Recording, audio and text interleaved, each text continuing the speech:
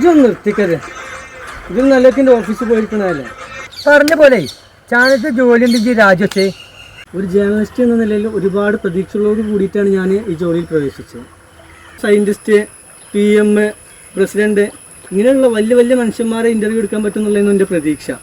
എന്നാൽ ഇച്ച് കിട്ടിയതോ സ്വന്തം അയൽവാസിയുടെ കുളിമുറിയിലേക്ക് ഒളിഞ്ഞു നോക്കി നാട്ടുകാർ കെട്ടിയിട്ട് തച്ച് ഫേമസ് ആയിട്ടുള്ള കോമു. അതൊക്കെ പോട്ടെ, ഇന്നലെ വന്ന കേസ് എന്താ അറിയോ? കൂട്ടുകാരോട് ബെറ്റ് വെച്ചിട്ട് ബസ് സ്റ്റോപ്പിൻ്റെ നടുക്ക് തൂരി വെച്ച് മഹാനായരാണ്. ഇക്കണക്കിന് സ്റ്റുഡിയോൻ്റെ ഉള്ളിലും തൂരിക്കൂലെന്ന് അറിയണ്ടേ. ഇച്ച് ചർച്ച് അത് ഞാൻ അപ്പം തന്നെ നിർത്തിപ്പോന്നു. നാട്ടിൽ വല്ല കൂലിപ്പടിക്കും പോയാലും നല്ലേ. നാട്ടിലൊന്നും ഒരു പണി കേട്ടോ, അതൊക്കെ വെറും തെറ്റിദ്ധാരണ. അങ്ങനെ ഞാൻ ഇവിടെ വെറുതെ ഇരിക്കും. എന്താണ് വിചാരം? എന്താ എന്താടാ നിങ്ങൾ എവിടേക്ക് ചെറുതിയിൽ പോണേ? ഞാനേ കുട്ടീനെ സ്കൂളിൽ നിന്ന് കൊണ്ടുവരാൻ വേണ്ടി പോവാണ്. സമയമില്ല. അതെന്താ സ്കൂളിൽ എന്തെങ്കിലും പ്രശ്നമുണ്ടോ? സ്കൂളിൽ പ്രശ്നം ഉണ്ടായിട്ടൊന്നുമല്ല. നിങ്ങൾ അറിഞ്ഞില്ലേ വേടം പീഡന കേസിൽ അകത്തയക്കുന്നു. അതിനെന്തിനാണ് കുട്ടീനെ സ്കൂളിൽ കൊണ്ടുവരാൻ പോണത്? ഓൻ്റെ പാട്ടും പെയ്ത്തും സ്കൂളത്തെ ബുക്കിൽ കയറ്റിയപ്പോൾ ഓൻ്റെ ജീവിത രീതി സ്കൂളിൽ കയറ്റൂല എന്നത്ര ഉറപ്പ്.